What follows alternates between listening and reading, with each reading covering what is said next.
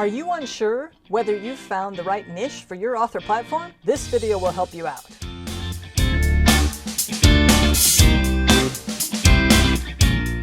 So here's what got me thinking about this. A couple weeks ago, I went to a horse show in Colorado, and it was a draft horse show, they call it. So all workhorses, Percherons, Clydesdales, Shires, Belgians. And it was really, really cool because number one, they were gorgeous. I'm a horse lover. So if you're a horse lover and you go to one of these shows, of course you're going to have a good time. But it was completely different because it's all about horses who pull things around.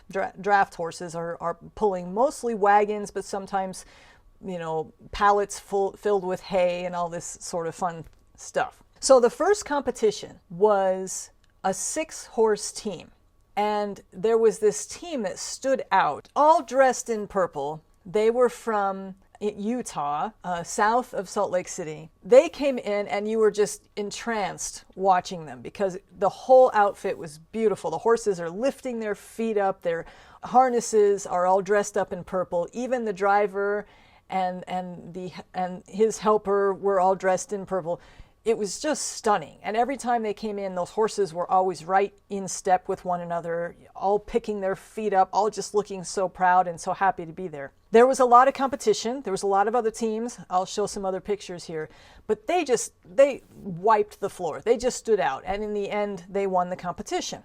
What does this have to do with your author platform niche? Stay with me. They won that competition, but then there were several other types of competitions. There was the 4-horse team. So the 4-horse teams come in and we're thinking, okay, well, this is over. The 6-horse team just trounced the others. They were really stunning. Surely they will win the 4-horse team too. Not so fast. The 4-horse team came in. It was completely different. The purple team, we called them, still looked great, but they were no longer the standouts because there was some other good competition. And in the end, somebody else won that competition. Later on, there was a 3-horse team, what they called a unicorn team. Completely different results. In that competition, the Belgian team stood out, which they had not really been all that impressive in either of the other two. As we were watching these shows go down, I started thinking about authors and author platforms because it was such the perfect illustration of what happens when you find your niche. When you find your niche, you can stand out in whatever you're doing right now as an author. If it's not working for you, you need to consider that maybe what you're thinking is your niche maybe really isn't because you're not standing out enough. And that's what we have to do on the market. So there are 3 ways for you to tell whether your niche is working for you or not. The first way, you can talk about this niche forever.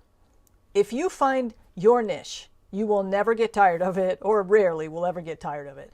You'll be able to blog about it. You'll be able to video about it. You'll be able to talk to people about it. This will be a niche that you will be passionate about, excited about, have endless ideas about, and feel a lot of energy about. If that doesn't describe your niche right now, you might have the wrong niche. The second sign is that you can easily describe what it is. I take you through in my book, Writing Get Noticed, I take you through an exercise where you come up with a tagline for your author platform. If you haven't done that yet, I highly suggest it because it can help you really focus in on what you're trying to do. The third way that you can tell whether your niche is working for you is whether it is attracting readers. Whether people are coming and they're reading your blog or they're watching your videos or they're listening to your podcasts or whatever it is that you're putting out, you're starting to get people who are interested. If that isn't happening, if you've been doing it, and do give it to some time, it takes a while, but if you've been doing this for 6 months and you've been blogging regularly or vlogging regularly or podcasting regularly, once a week at least, and you're not getting readers or they're not staying with you, your numbers are not going up, then it could be that your niche is not working for you. So in summary, if you can talk about it forever without ever getting tired of it, you can say in a few words what it is that your niche is through like a tagline or a mission statement, and you are attracting readers your way with what you're putting out there, then your niche is working for you. If one or more of those things is not happening, you may want to think about changing your niche. For more help on finding your unique way to get readers to come to you, please see my award-winning book, write or get noticed.